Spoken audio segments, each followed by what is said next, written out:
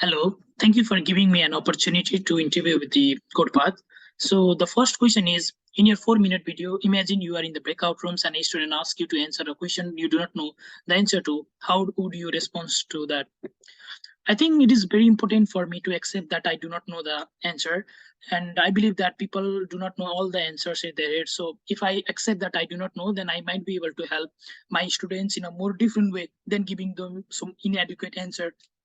So I think the first important is that I need to accept that I do not know the answer.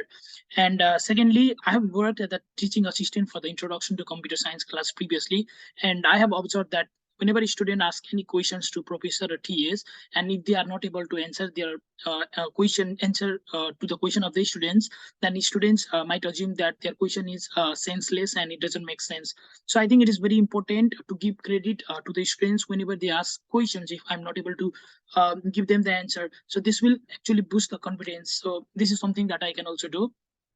And so whenever students ask any question to me, and if I'm not able to tell the answer, then the first thing that I can do is actually ask the other pod members in our group. So this will facilitate more conversation and more participation in the class. So this is one thing that I can do.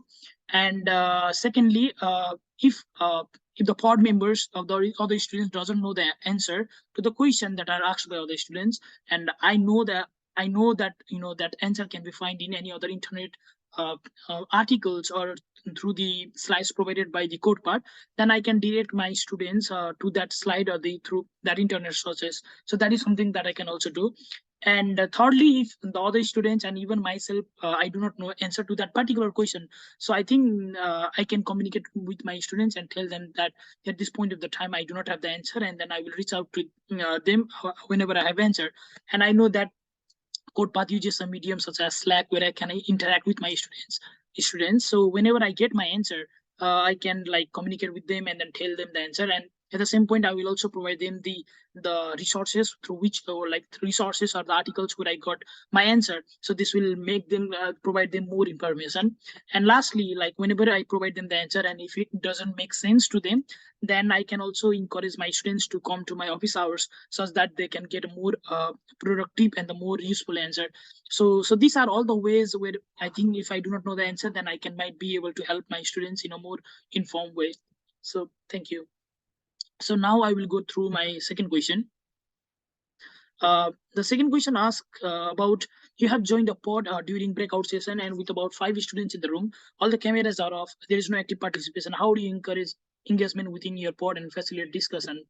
uh, I think it is very important for the students to understand the certain guidelines that are set by the code path whenever they take the code path class. So if code path says that all students are required to open the cameras during the class, then I think they need to be make aware about the fact that they have to open the cameras as per the guidelines. So this is the first thing that I can do. And as I previously worked, as I said, worked as the teaching assistant in my intro to CS class. So what I did during that class was I remember the name of every of my student to build the good relationship with them. So whenever I'm working with the five, let's say 5 board members in the class, then I can, like, because I will know the name of every student, I can sometimes, if they are not focusing on the conversation or not participating, I can call them by their respective name and ask them to like any questions, so that there will be a more participation in the class. And so that is something I can do. And I also understand that sometimes some students do not feel confident on asking the question during the video. So I would also encourage them to ask the questions through the chat. This will make the class more productive and more interactive.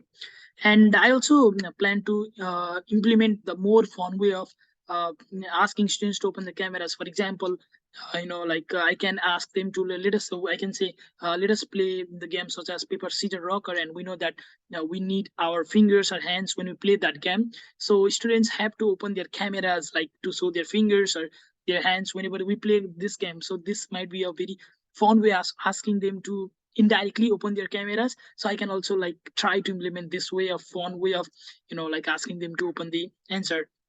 And I also would like to implement some certain standards, like there will be a specific time during the class, and no matter what, they have to open the class. For example, let us assume that we are working together to code up one of the problem. So this might be a specific time where students have to open their cameras, like nonetheless, like what they are doing. So this, I will set up some standard time, like some specific time they have to open their cameras, which I feel that might be a very important part of the class. And lastly, I also believe that sometimes like we are not able to open the cameras due to some personal reasons. So I also plan to ask students to like inform code part team or even the TS before the class to inform about their condition. And if I feel or even the code part team feels that this is a valid reason, then we can move forward with that. So I believe that these are all the ways where I can implement this solutions to make the class more informative. And lastly, I would like to thank CodePath for giving me an opportunity. Thank you so much.